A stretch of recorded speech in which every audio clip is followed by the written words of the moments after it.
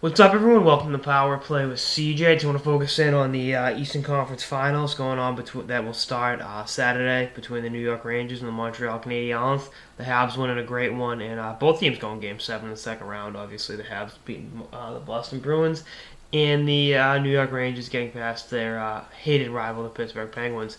And I like both teams going to this series. I think they're both great goaltending. Obviously, you got two guys that have won the gold medal in the Olympics. Started and won a gold medal game, and actually the gold medal this year again between Canada and Sweden. Saw Carey Price face off and defeat King Henrik. But I think it's gonna be a different set of circumstances this year. Both these teams are pretty even. The best defenseman, I think, best player in the series is PK Subban. I think that's one of those things that's really not up for debate. You could arguably the best goalie is Henrik Lundqvist, but when you look at the way Carey Price played against the President's Trophy winning Boston Bruins, then there's a strong argument that can be made for Mr. Price. And it's funny, look at the Rangers. No one statistically jumps off the page yet during the playoffs. I mean, Brad Richards is kind of playing for his career on Broadway, but you look at him, San Louis, and Rick Nash, and it's like, oh, they really haven't done a damn thing? And the Rangers are still in the Eastern Conference Finals.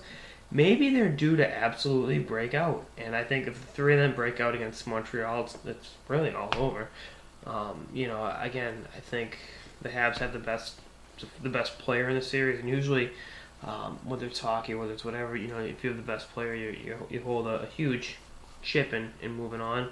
The Rangers' third lines look pretty good. Benoit Pouliot's showing flashes, and they really are a deep team. And I'm really happy to see Chris Kreider playing well. Boston College guy. Really giving you some speed to the outside that can really be a huge dynamic in the series for the Rangers. And Montreal. The one thing that I said this all throughout was they went out. They went out and they acquired Thomas Vanek. As I sound like a broken record. And they got him.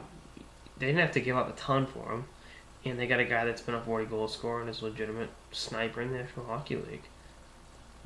The fourth line's been amazing. I mean, Danny Briere is producing very well in the postseason, which, color me shocked. Not.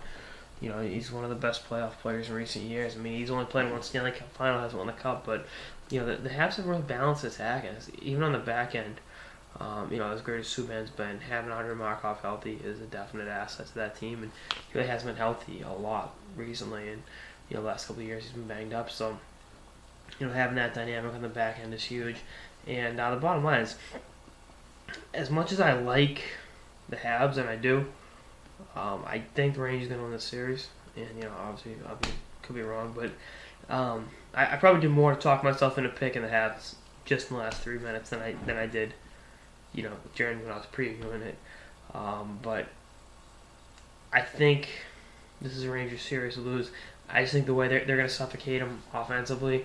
I think Subban's going to be tough to control, but I think, you look at the way, I know it was under John Tortorella, but I mean, they shut, and I know he's an entirely different player, they shut Erik Karlsson down really, really well 2 years ago in that series, and I think if they, again, different coaching staff, I know it's Vigneault, not Tortorella, but they can take a similar strategy like that to suffocate Subban, and I know that Ryan McDonough, former Montreal Canadiens first-round pick, will be critical to keeping the Gallaghers, the Vaneks, the Paciorettys, and Lars Eller, who's been awesome off the board. I think he'll do fine. He's amazing defensively. He's gonna make life miserable for the Habs forwards throughout the series.